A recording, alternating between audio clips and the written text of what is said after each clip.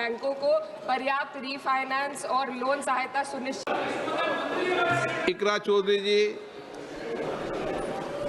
धन्यवाद अध्यक्ष जी। मेरा सवाल 458वां है, लेकिन आपकी अनुमति से मैं मंत्री जी से पूछना चाहती हूँ कि सहकारी बैंकों और प्राथमिक कृषि लोन समितियों को नाबार्ड के माध्यम से कितनी मदद मिली है। यूपी के कई जिलों में रीफाइनेंस और संस्थागत लोन की उपलब्धता एक समान नहीं है। मेरे संसदीय क्षेत्र शामली और सहारनपुर जैसे जिलों में बेहद सख्त शर्तों का सामना करना पड़ रहा है।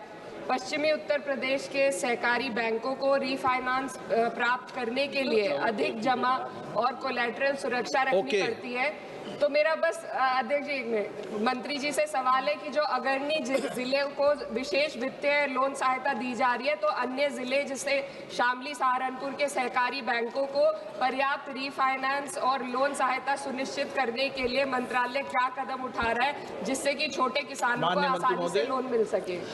माननीय अध्यक्ष महोदय, वैसे तो ये सवाल इससे संबंधित नहीं है, लेकिन अलाउ किया है तो मैं निश्चित तौर पर आज लिस्टेड माननीय सदस्य को उनका क्वेश्चन तो माननीय सदस्य को मैं जरूर कहना चाहूंगा कि मोदी सरकार है, ये क्षेत्र जिलों और व्यक्तियों में भेदभाव नहीं करती। इसके लिए सबका साथ और सबका विकास इस सिद्धांत पर यह काम कर रही है।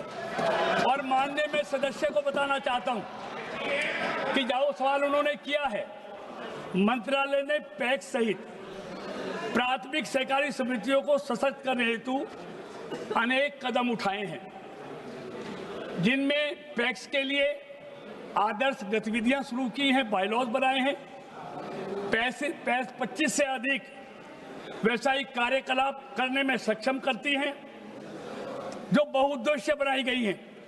साथ ही सहकारी बैंकों की प्रौद्योगिकी अवसरता को उन्नत करने, ऋण प्रसंस्करण समय को कम करने और सेवा प्रदान में वृद्धि के लिए भारतीय रिजर्व बैंक के अनुमोदन से ग्रामीण सहकारी बैंकों के लिए सहकार सारथी योजना की गई है।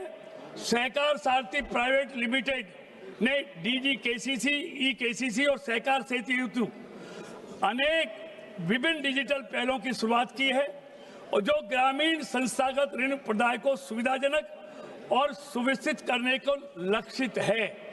और मैं माननीय सदस्यों को यह भी कहना चाहता हूं, उनके माध्यम से सभी सदस्यों को, हमारे सहकारिता विभाग ने अगले 5 साल में 2 लाख नए पैक्स बनाने का निर्णय लिया है। मैं सबसे निवेदन करूंगा कि अपने अपने क्षेत्र में वो लोगों को, युवाओं को कोऑपरेटिव से जोड़ने के लिए पैक्स बनाएं। और पैक्स के लिए देखिए माननीय अध्यक्ष जी, जैसे मैंने पहले कहा, पहले सवाल के उत्तर में 1963 से लेके मैं लोन संबंधी बताऊं, जैसे मैंने बताया पहले उत्तर में, मैं माननीय सदस्य को बताना चाहता हूं, मोदी सरकार की नीयत और नीति पर आप संदेह उत्पन्न नहीं कर सकते। मैं ये बताना चाहता हूं, आप खुद आकलन कीजिए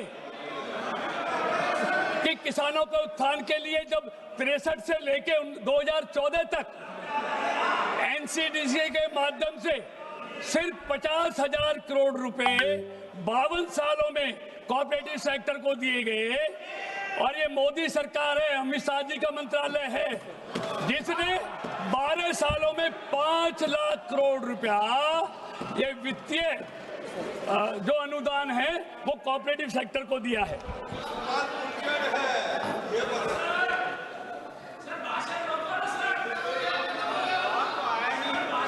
हो गया और बाकी है।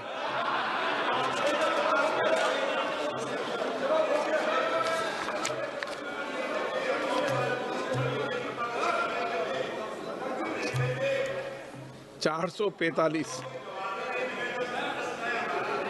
डॉक्टर कलानिधि और तैयार है वे जवाब पूछना चाहते हो सर? Question number 445 sir. अध्यक्ष महोदय, एक विवरण सभा पटल पर रख दिया गया है Sir, thank you very much, sir. Sir, farmers are the most vulnerable of the population, sir. And in fact, we have seen. और किसानों को दिक्कत ना हो इसलिए उत्पादन बढ़ाना, लागत घटाना, ठीक दाम देना, नुकसान की भरपाई और फसल की खरीद, ये सब हम करते हैं। और निरंतर मैंने पहले भी प्रश्नों के उत्तर में बताया कि निरंतर हम रिकॉर्ड खरीद करते चले जा रहे हैं और किसानों की समस्याओं पर समय समय पर विचार भी करते हैं।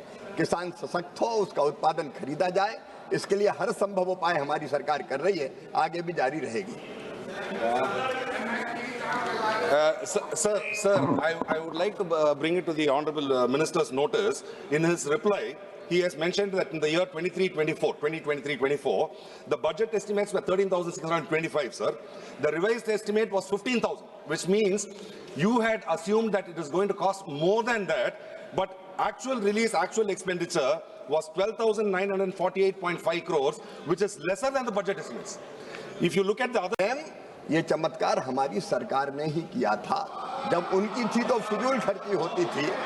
अब माननीय अध्यक्ष महोदय, मैं ये बताना चाहता हूँ, वाह तो आपको करनी पड़ेगी, हाय हाय तो कर नहीं सकते आप।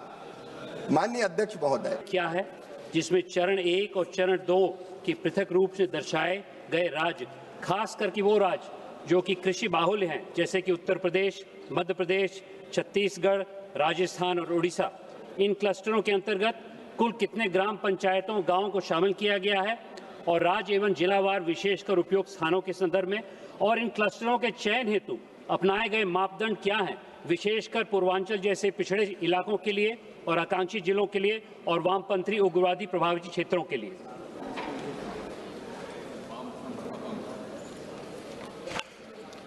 Sir, this scheme was established in 2016.